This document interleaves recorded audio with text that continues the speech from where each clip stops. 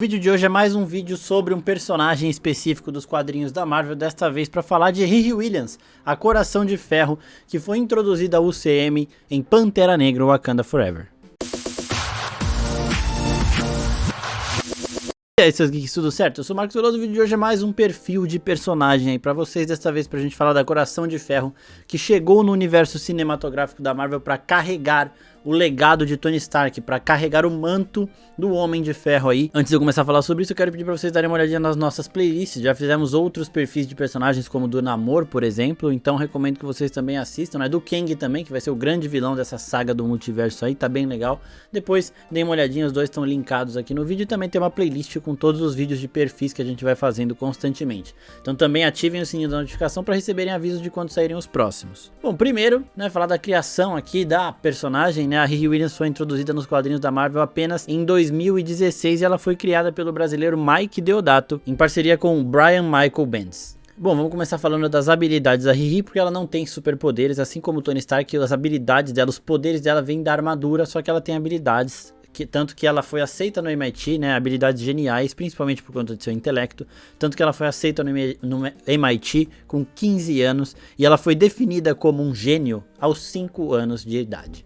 Ela conseguiu chamar a atenção do Tony Stark usando engenharia reversa em uma armadura do Tony e ela recriou sua própria versão do Homem de Ferro. Isso fez com que o Tony observasse ela e chegasse até ela. Tanto que nas HQs, a forma que o Tony encontra a Riri pela primeira vez é bem parecida com a forma que ele conhece o Peter Parker no universo cinematográfico da Marvel. Então, eles adaptaram isso para o UCM usando o Homem-Aranha ali em Guerra Civil, mas nos quadrinhos isso acontece basicamente igual com o Tony Stark e a Riri Williams. Uma outra coisa bem legal é que a terceira versão do traje da Riri é a versão mais tecnológica, mais maleável, com um metal mais leve que ela fez até hoje, algo que impressiona até o próprio Tony Stark. Essa armadura a gente já viu no CM, foi a primeira armadura dela completa que a gente viu no universo cinematográfico da Marvel, que foi a que ela usa em Wakanda Forever. Só que aqui dentro do CM ela fez essa armadura com Vibranium e com a ajuda da Shuri, que é atualmente, com o Tony Stark já morto no CM aí, a maior mente deste universo. Essa armadura ela não pôde levar de volta para os Estados Unidos, então na série da Coração de Ferro que já foi confirmada,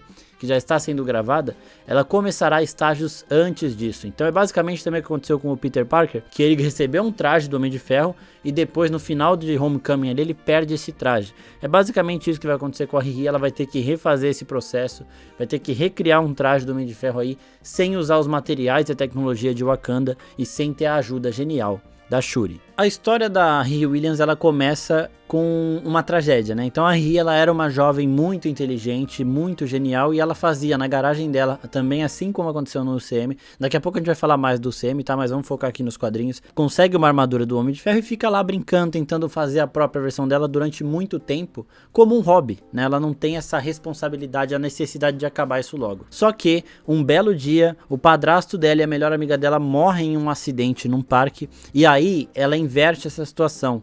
Ela transforma isso não mais em um hobby. Então agora ela precisa terminar essa armadura para que ela possa proteger as pessoas que ela ainda ama, né, e que estão ali com ela. Então recriar esse traje acaba virando uma obsessão e ela fica trabalhando nele no campus da universidade. E a sua primeira missão acontece também de surpresa. Ela tá lá construindo sua armadura quase finalizada, pronta para testar, vendo se está funcionando as coisas com calma. Só que aí um dos seguranças da universidade desconfia que ela esteja roubando peças e tudo mais. Vai lá, entra no quarto dela e ela sai fora. Ela sai voando, ela já começa a fazer esse teste prático aí. Enquanto ela tá voando, ela vê presos fugindo de um presídio. E aí ela vai na primeira missão dela, impedindo essa fuga.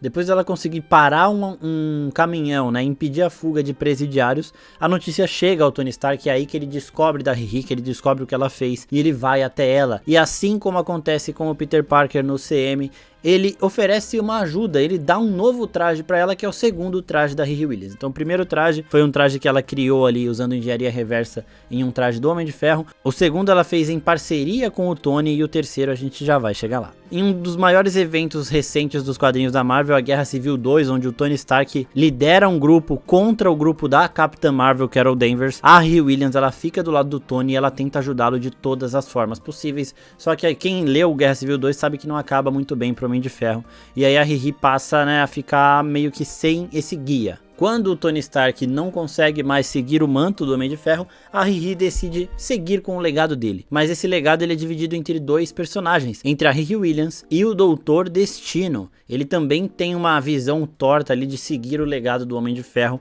mas cada um vai pro seu lado com seus objetivos, e aí sim que a Riri assume o manto de Coração de Ferro e desenvolve o seu terceiro e mais tecnológico traje até hoje. E ela desenvolve esse traje com a ajuda do Homem de Ferro, do Tony Stark, só que em forma holográfica. Então, do mesmo jeito que ele aparece lá no finalzinho de Ultimato, ele aparece para ela como uma inteligência artificial, guiando ela ali para como montar esse traje. E aí todo a principal parte do esforço é dela, das ideias, da tecnologia é dela, só que ela tem um guia assim, mas em forma de inteligência artificial do Tony Stark, e é nesse momento que ela consegue criar o seu traje superior. No momento em que ela assume o manto de Coração de Ferro e sai com o seu traje absurdo, ela chama a atenção de diversas organizações ao redor do mundo, incluindo os Campeões, que é uma equipe de jovens heróis criada pela Kamala Khan, Miles Morales e pelo Jovem Nova, né? Também chama a atenção da SHIELD e tudo mais. Ela vai sendo contatada e ajudando essas organizações em diversos momentos. Como eu disse antes ali, o Doutor Destino, ele também carrega um legado do Homem de Ferro,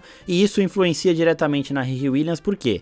Ele sai pelo mundo como o infame Homem de Ferro, combina bem com ele, né? Só que aí, nesse momento, ele deixa o trono de Latveria aberto, e Latveria é um reino muito denso, e quem assume este trono é Lucia Van Bars. E aí a parada fica feia, né? Porque ela é muito hostil com o resto do mundo, e ela começa um reinado de tirania mesmo, né? Então isso é muito pesado pro resto, e a SHIELD pede pra Riri Williams resolver essa situação, e a Riri vai até a Latveria, derrota a Lúcia e acaba se tornando a soberana de Latveria, mas por um curto período de tempo. Enquanto grande líder da Latveria, a Riri ela consegue uma reunião ali com o exército, com os outros líderes da nação, junto com a SHIELD, para que eles cheguem em um acordo. Depois disso, ela consegue criar a primeira votação democrática da nação, e aí sim ela abandona de vez o seu cargo e vai resolver a sua vida. Uma outra coisa bem legal também é que a Riri, depois de um momento em que o Tony Stark já voltou como Homem de Ferro e tudo mais, ela faz uma missão paralela com o Tony sem saber que ele também tá nessa. O Tony junto com o Máquina de Combate e ela lá sozinha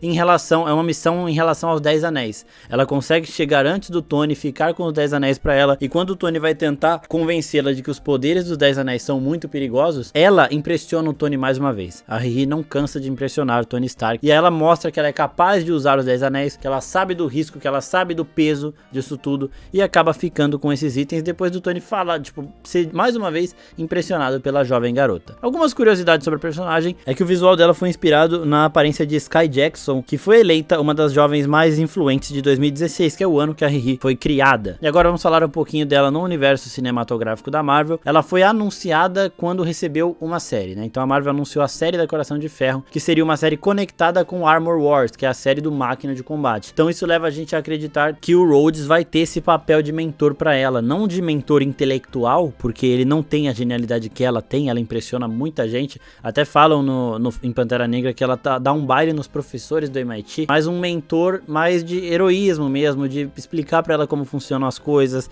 de explicar pra ela o peso do legado do Tony Stark, porque ela não conheceu o Tony, e o Rhodes é uma das pessoas que melhor conhece o Tony, então acho que ele vai ter essa importância em relação a ela, e acho também que a gente vai ver muita coisa da série dela em Invasão Secreta e depois em Armor Wars, antes de chegar na própria série. Tem rumores de que a série dela mostrará o Mephisto. Por quê? Porque a trama de Coração de Ferro vai mostrar um embate entre tecnologia e magia e o sobrenatural, então o Mephisto pode sim estar aí. Ela foi apresentada em Pantera Negra Wakanda Forever, sendo a estudante brilhante que criou a única pessoa no mundo fora de Wakanda capaz de criar uma máquina que rastreia Vibranium. Então ela já impressiona desde o começo, intelectualmente tão genial quanto a Shuri, né? A gente vê também muita semelhança na forma que o Tony Stark recruta o Peter Parker, pra forma que a Shuri encontra ela é fã da Shuri, quando a Shuri chega de surpresa ela fica chocada e tudo mais, se assusta primeiro, depois vai ajudar. Então tem umas semelhanças aí. Eles pegaram o que acontece nos quadrinhos com a Riri e o Tony Stark e dividiram nesses 4 personagens, o Tony e a Shuri como os mentores e a Riri e o Peter Parker como os jovens prodígios, né? Então foi bem legal a forma que eles lidaram com isso. A série dela deve chegar ao Disney Plus aí em 2023 e ela é interpretada pela Dominique Thorne, que arrebentou no papel. A Dominique, ela pode ser vista em outros projetos como Judas e o Messias Negro e Se a Rua Veio Falasse. Então são filmes bem pesados, né? Mas são filmes bem legais, também recomendo que vocês assistam. E mais uma curiosidade para encerrar o vídeo é que a Dominique Thorne, né, a atriz que faz a Riri Williams, falou em entrevista que ela teve um contato com o Robert Downey Jr. Robert Downey Jr. falou para ela do legado, deu o conselho de que ela faça o seu próprio personagem, que não fique se espelhando muito no Tony Stark, né, que ela crie uma identidade para ela e que esse legado está em ótimas mãos. Ele falou do peso do legado e viu ali que com ela o legado do Homem de Ferro, do traje, da imagem, de tudo mais está em ótimas mãos. Então, se o Homem de Ferro em pessoa já aprovou, quem somos nós para não aprovar? Eu adorei a introdução dela no universo Marvel em Pantera Negra, já falei disso em outros vídeos que estão linkadinhos aqui em cima.